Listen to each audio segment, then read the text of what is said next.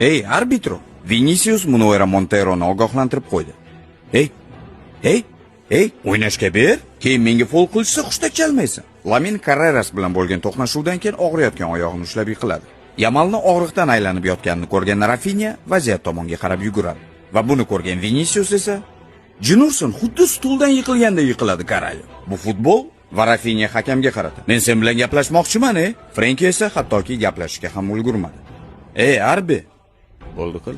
Men sen bilan gaplashib turgan paytimda u meni itarib yordi. Munera Montero, Bellingham va Rafinha o'zaro face to face holatda turgan paytda ularni tinchlantirmoqchi bo'ldi. Iltimos, tinchlaninglar, okey? Shunchaki o'ynanglar, iltimos. Meni eshit, xo'pmi Jud? Rafa, bo'ldi. Yig'ishtiraylik, Jinurson. Jud, hakam o'zining gaplari bilan mana bunday teshib yuboruvchi nigohlarni tinchlantirmoqchi bo'ldi.